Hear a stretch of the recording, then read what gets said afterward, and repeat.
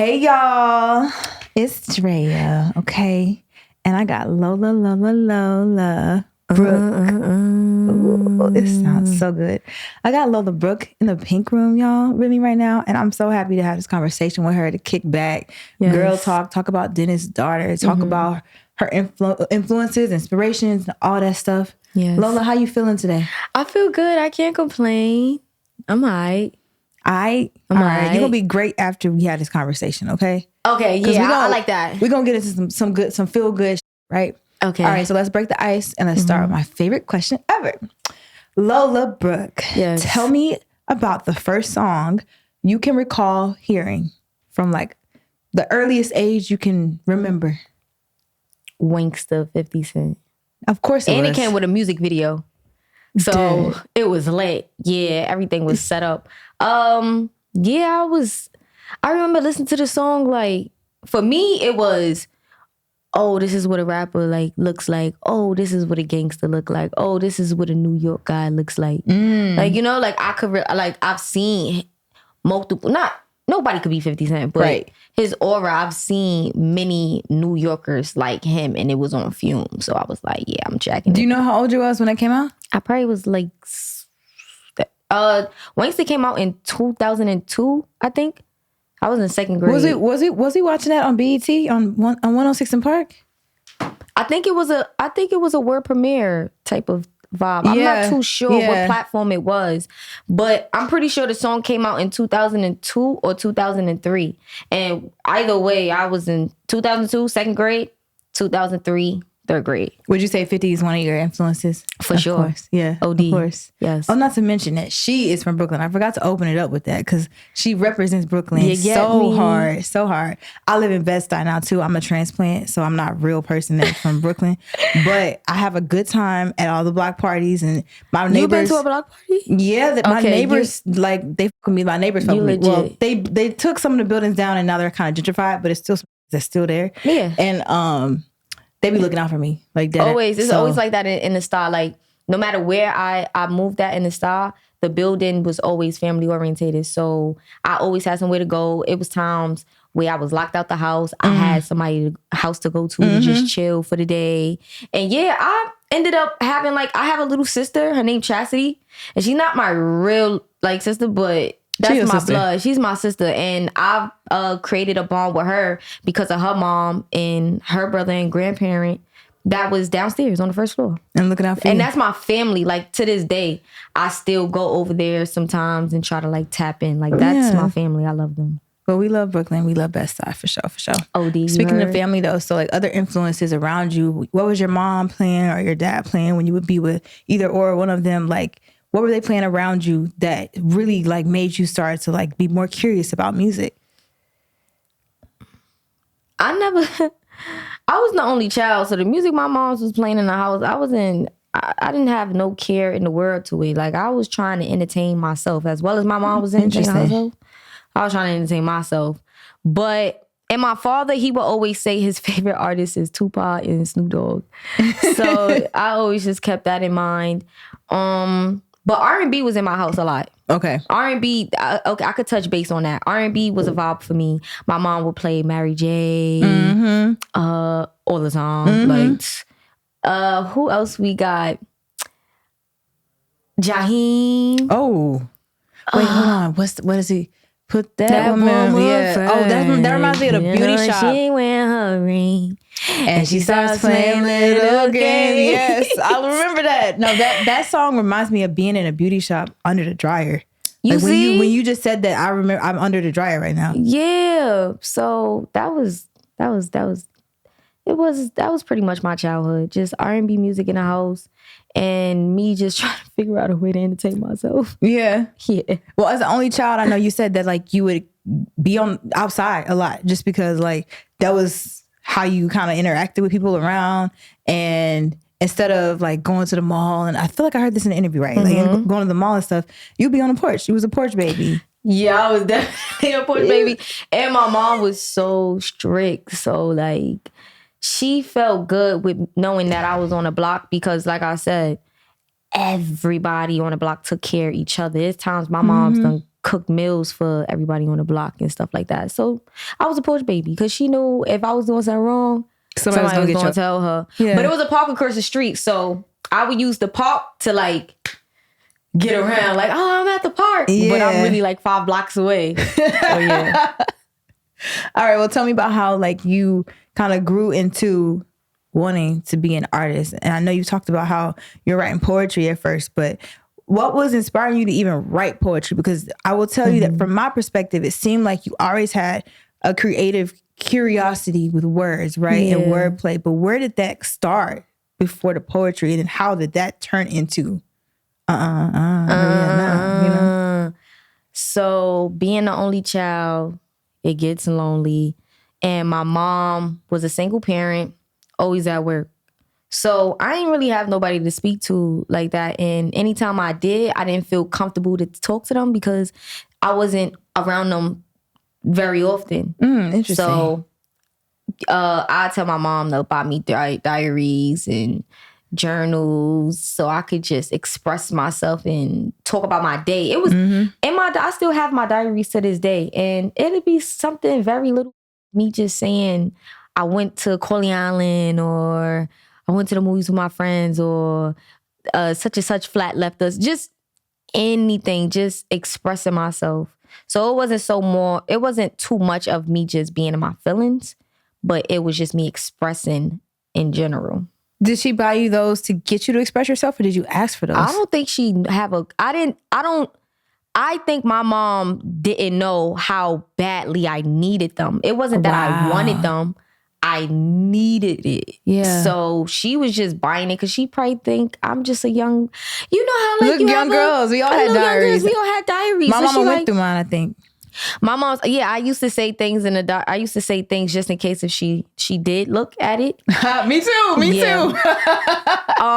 So, and she would like, girl was invading my privacy and reading my stuff. But, so then it turned into me being an artist because it starts to feel good. You know, when you learn that you could put these same words onto a beat, and now you could feel it. You're not just reciting yourself and listening. I fell in love with it. So, yeah. Well, I know you said you were staying down until you got up. Literally, like you come up. She been in the game for a minute. I remember when she came to visit SoundCloud, and I'm like pulling her back end up. It was you had a SoundCloud for like almost as long as SoundCloud was up. Like for real. I don't want to say the years because I don't want to get it wrong, but it's at least over 8-9 years. Oh, for sure. Like at the least. No, for sure. Definitely. It might be like 2013 when you started it. It might be that 13 or 14. It might be 13 though. I'm not too sure. Yeah. But I had it for a while. She had it for a while, and I remember being like, "Damn, she been rapping for a minute." So like, you really been longer than that though. Right, but at least longer than that period. But like, you've been expressing yourself for a minute. You stayed up until you got to where you are now. Yeah. But like, I kind of want you to talk about a moment or maybe a testimony that you have about one of those really, really, really hard times through grinding your ass off until you got here. I have multiple episodes of just going missing. Like I would turn my phone off for days. Like nobody could reach me. I'm like, I need some time to myself. I gotta think. It's to the point where I had like my family or like my friends and team that pull up to my house on my doorbell because I'd be missing for 3 days straight. I'm talking about phone off, not it's on D&D. I'm talking about off, huh? It said you don't text back, huh? Yeah, I'm a bad texter. So things like that is easy for me to do, and then I'm the only child, so when I'm ready to like block people out. Easy. I could block them out real easy. Yeah. So I remember just going missing for days, and I just was trying to figure out what did my life consist of, or like what am I preparing myself for?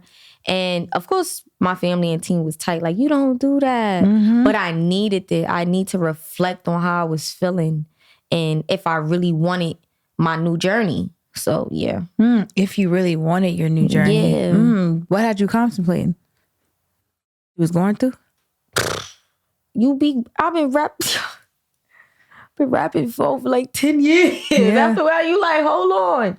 What's going on? But something deep down inside of me was telling me like, yo, don't stop. Mm-hmm. Don't stop. Like a voice in the back of my head just kept saying, don't stop, don't stop. Mm-hmm. And just a feeling. All right, so then everything broke. Well, not broke, but the brink happened, right? Yeah, and then I still don't like feel it as much as everybody else does. Really? Yeah, hell no. I feel like I don't want to talk about myself all the time, but I personally felt it for you because when I first heard about you was when I first got my job in artist relations, and I was like, okay, where the ladies at? Like, I'm looking for anybody in New York that's hot. And I remember you had short hair, really short hair, like pixie short hair. Oh, that's when really? Yeah, yes, a long time ago. And I was like, we had this campaign where we were championing New York artists, and I really wanted you on that thing, but then I ended up not getting you on that slot, and I got you the radio hosting thing or the radio takeover. You sent in the drops, and I heard your voice. Yes, I was like, this girl need her own show, like literally. Oh my God, I remember, You don't remember when that? I sent in the drops too. Yeah, girl.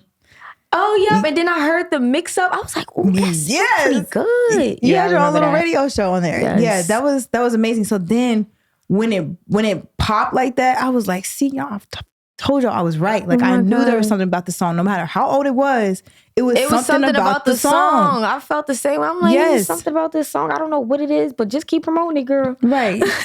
Anyways, you here now. We don't got to go into anything deeper than that because we're going to talk about Dennis' daughter soon. But before we talk about that, I want to play a couple little games with you. Okay, let's go. And this is all to just kind of reveal your sound palette, like your taste in music or what you would recall when I do these things. All right. So the first thing I'm going to do is I'm going to take you through a little scene. And you're going to close your eyes. This girl is crazy. And breathe deep. Put your chest up, shoulders back, and open your palms up to the sky on your knees. There you go. Like you're meditating. All right. Now, all right. When I say what song is playing, you can open your eyes and say the song that comes to the top of your mind. Okay. You ready? All right. It's giving like FloJo. You got your nails done, lashes done, the bust down. You got your track suit on because you're about to run this 100-meter dash against all the other baddest on the damn track. And you already the fastest girl on your block, but you about to prove to the whole world that you about to show out. You know how like the camera pans like lane to lane to lane. You get to your lane and you're like, all right, like, you know, I got this. But it's also like a sexy version of you too that kind of comes out and I can see it in your eyes. What song is playing as you get ready to get in those blocks and take off on that track? Girl, I thought about so many different songs, and I do not think they go with this vibe. It's whatever you think about. Girl, I got this icebox with my heart. Okay, wait, what's that? I don't know why. I just Is it my voice I sounding think kind of sexy that make you think of that? I seen the video first. I don't know why. I don't know. You started seeing the Icebox video? But he was dancing. That iconic. He was in the street dancing. Yeah. I don't know why that came up. Whatever, it came to you. I don't know why. It came to you. But if you outside of that song, if you had an anthem like I'm about to bust or like be the fastest girl on my block, like what's playing when Lola come out or when you walking out the boxing ring or walking out to the boxing ring?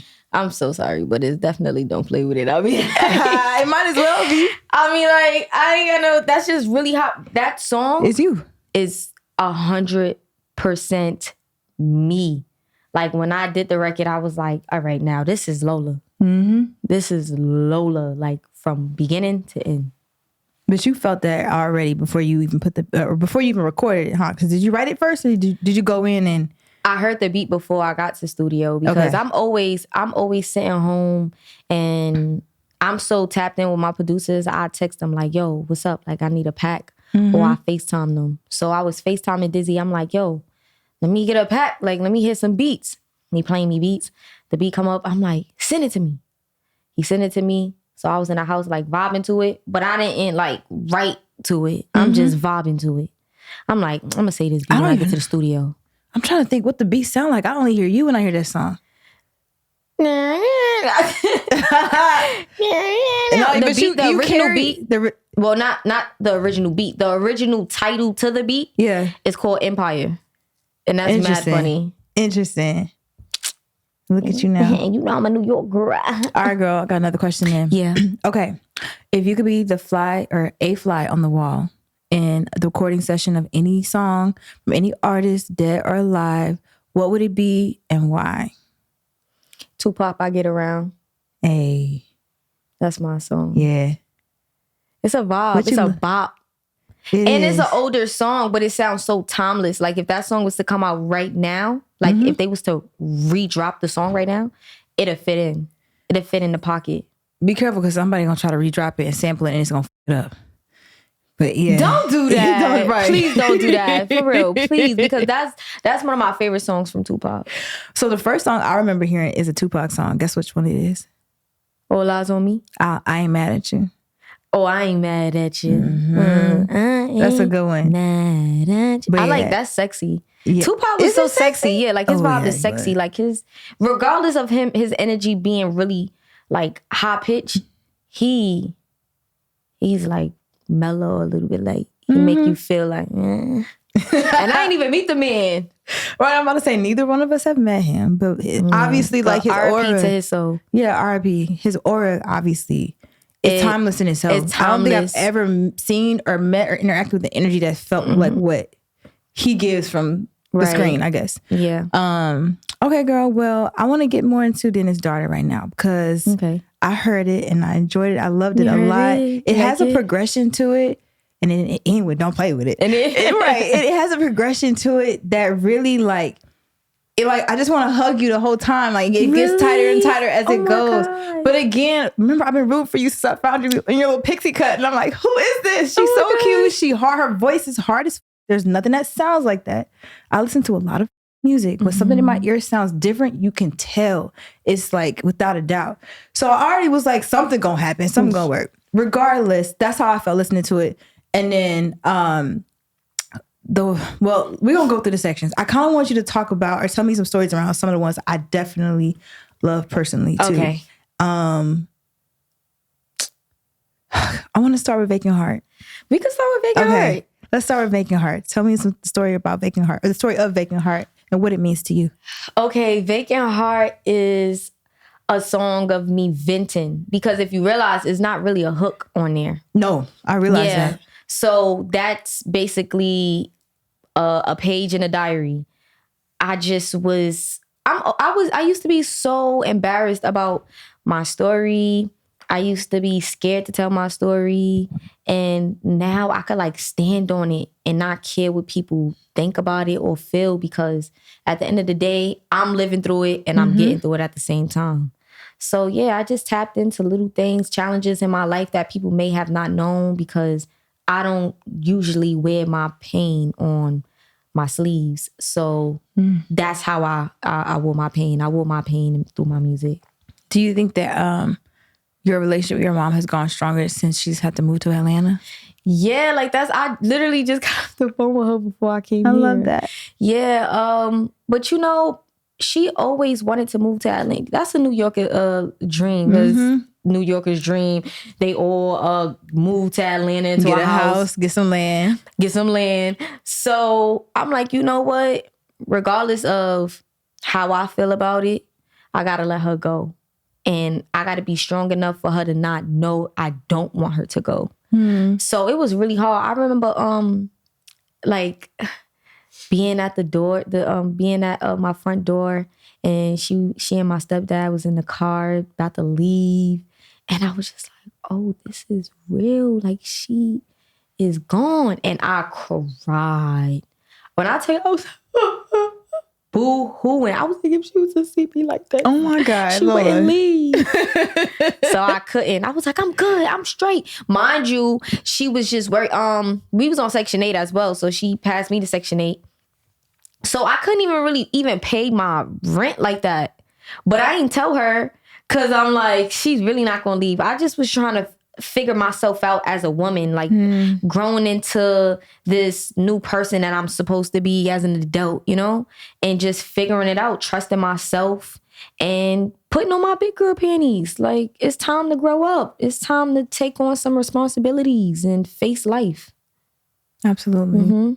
I know that's hard to deal with, but like you clearly you've been carrying a lot of weight regardless. Yeah. So you was gonna stand strong, period. But I know like your mama is a rock. Like your mother is a rock. Yes. But you're doing good. You're doing great. You're doing amazing, sweetie. Thank you. All right. Well, now we can talk about Dennis' Daughter on the other side of it because that was an open letter, you know? Right. And I feel like it kind of made me like, I didn't tear up, but it made me like the emotion evoked in me when I heard it, because that might have been the first one that it gets a little bit more compassionate on the project as you're listening through. And I was kind of taken aback, like, damn, like, you know, she really opened it up about something no one really would have ever known a lot of this stuff about you until they listened through the project that way. Right. So talk to me about Dentist Daughter. Okay, so Dear Dentist, my bad. Okay, so I will always talk about my dad in my songs. So I finally got a chance to express myself on a song dedicated to him. And I always wanted to do it, but I just never caught the feeling. And I was saying to myself, maybe I'm not ready yet. And don't force it. When the time come, it'll come. I would like purposely listen to beats to put me in that space, and it would not come. And I would feel so bad about it, because literally I'm saying to myself, when I'm home, I still bond with my dad. Like I still, it's funny, but I still have talks with him. So I be talking, expressing myself and like, yeah, whatever. And I'm like, so how I can't get it off on a song? Like I can't channel it on a song. The beat, I listen to a beat. I called one of my producers, Reefa Music. I say, yo, listen, send me a pack. I need some beats.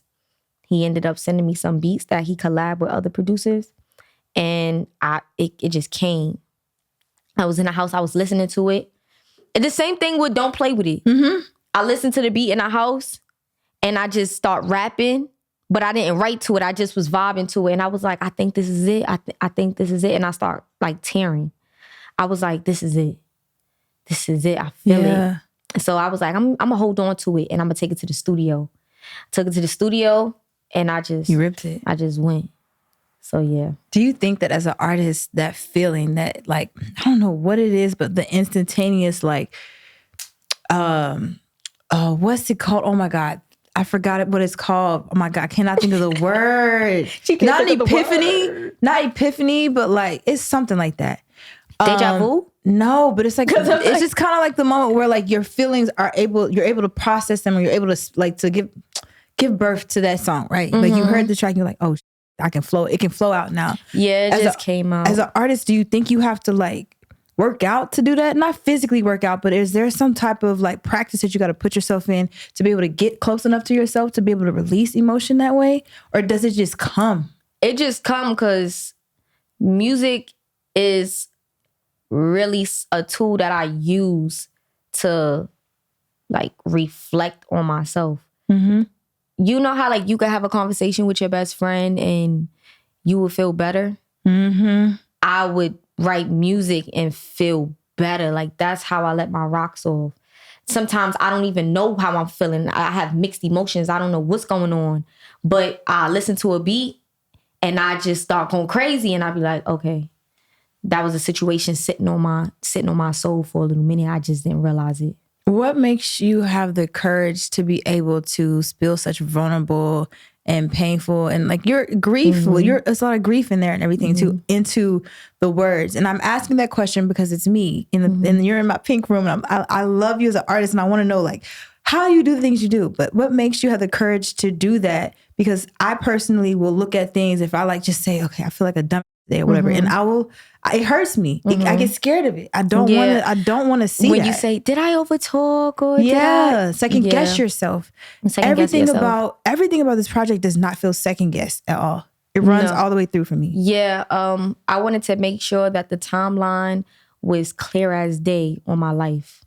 That like you listening to these songs, you know for a fact what I've been through and what I'm going towards. But what I can say is that, like I said, I used to be embarrassed though. It's normal. It's okay to be embarrassed about your past. It's just that you got to come to a time to actually say to yourself, that's it. Yeah. Like, God don't make no mistakes. So why would you be so embarrassed of your past? He's putting you through these challenges for a reason, for a brighter future. So it's okay. Talk about it. Well, you don't got to tell the world like I'm telling the world. Everyone is different. I just so happen to be an artist. So I just so happen to be an artist. I love that though. But you said you don't got to tell the world like I'm telling the world. No, you don't have to. But this project, I feel like I wanted to give people a process to learn how to grieve, whether it's out loud or closed in, but they have the steps and the tools to know this is a way that you can grieve, you know? I love that. About Shelters Baby though, because that's another one that touched my heart. Yes. Shelter Baby. Oh, Shelter Baby. Obviously, from what I understand, you came up in the shelter system, but like even putting that song together. Oh wait, hold on. Damn, I'm having a brain moment. I wanted to ask you, did you ever go back and get the numbers of people that were in the shelter at the time you worked there and reach out to them? They closed that facility down. So I recently was talking to my mom about it though. I was like, yo, they shut the facility down, and she got me the job there. So she said that she will help me. We'll figure something out. She was like, we gonna figure something out. We'll make it happen. But I was heartbroken.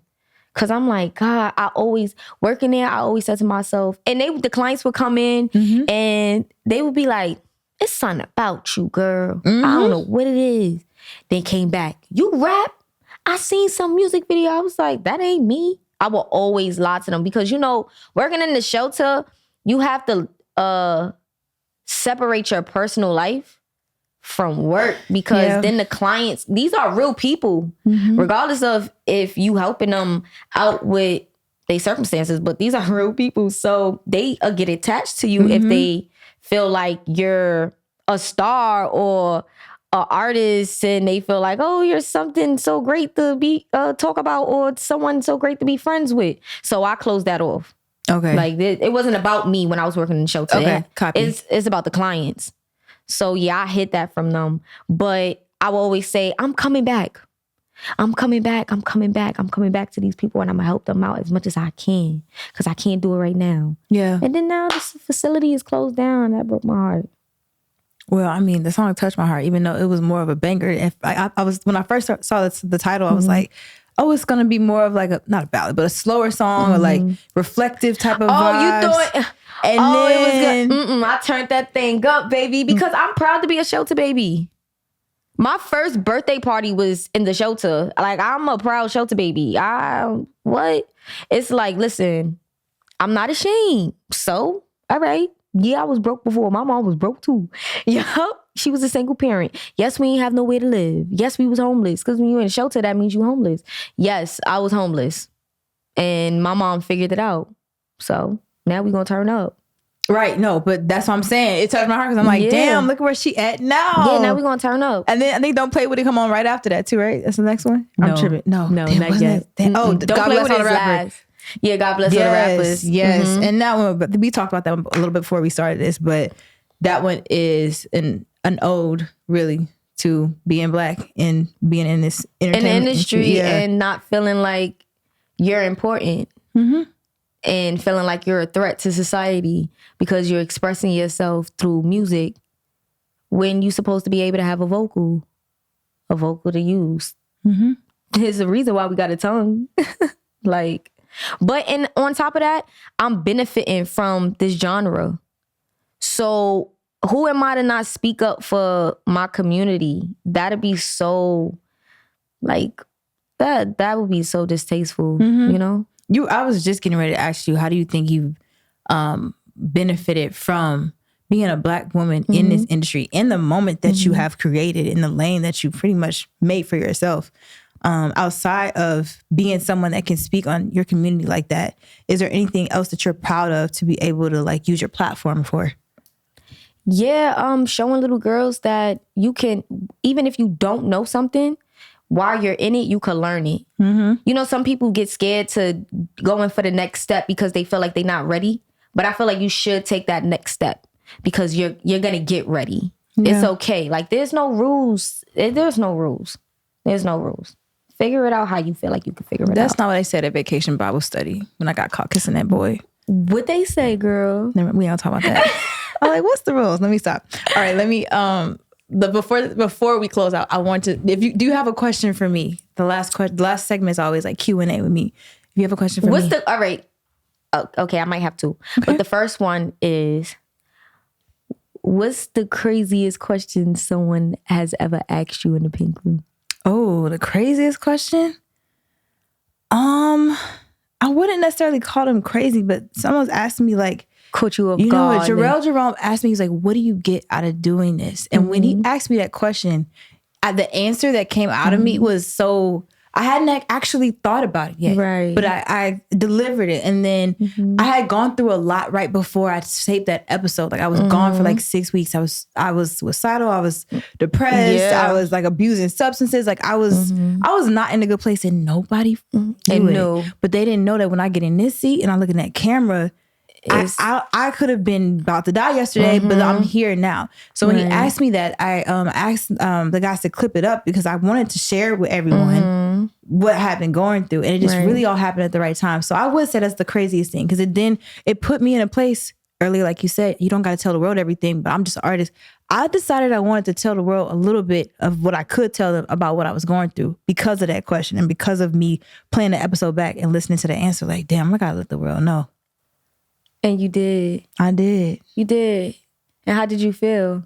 I felt really proud of myself. Yeah. I felt proud, but I also felt like now I'm in a place where like not that I'm obligated to continue to share myself. Yeah. But like I'm out there now. So people's reactions to that. And they looking forward to you keep going. Oh, they looking forward to it, or they gonna hate on me? No, it's people. Well, you got someone that's gonna hate on you. I know. But they looking forward to you. Most people are looking forward to you to keep going because they could relate to you. Yeah. Yeah, you just never know who's watching you like right now. Somebody in this room could be inspired by you right now, and you just never know. But okay, so my question is, I'm a big family person. So, do you have kids? No, I don't have kids yet. Are you dating? No.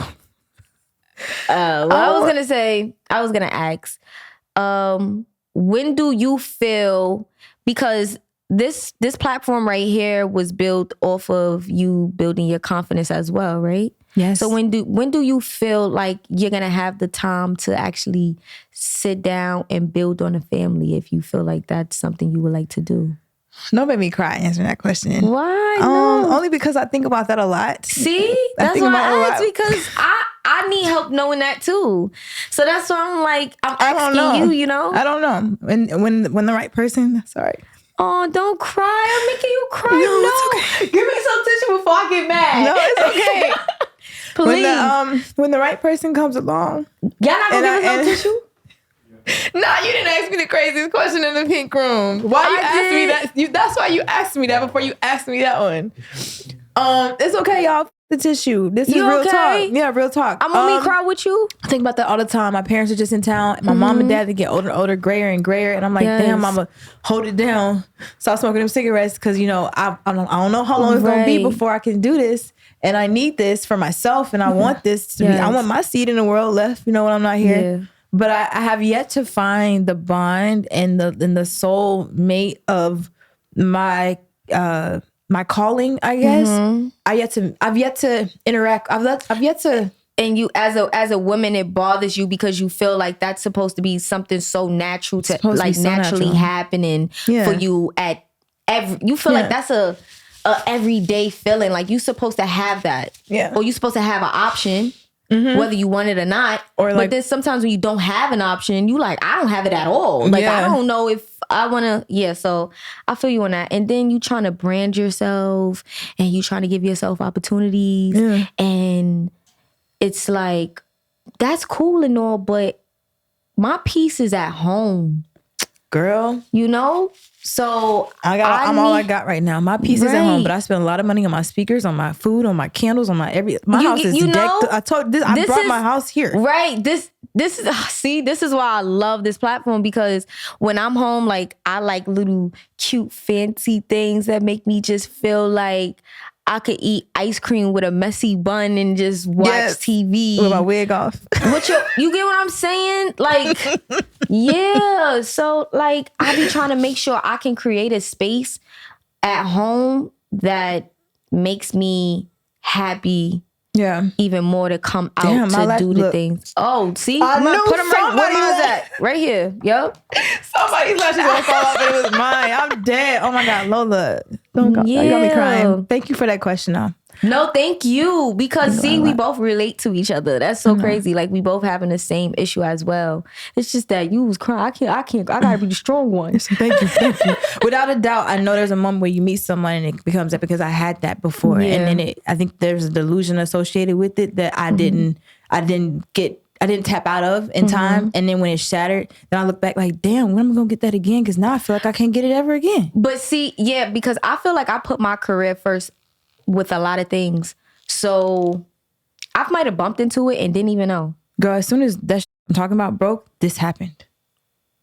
Oh, no. See, when I gave up my relationship that I had 2-3 years ago, don't play with it, popped. Okay, well, look. God is calling us for something greater, obviously. Yeah.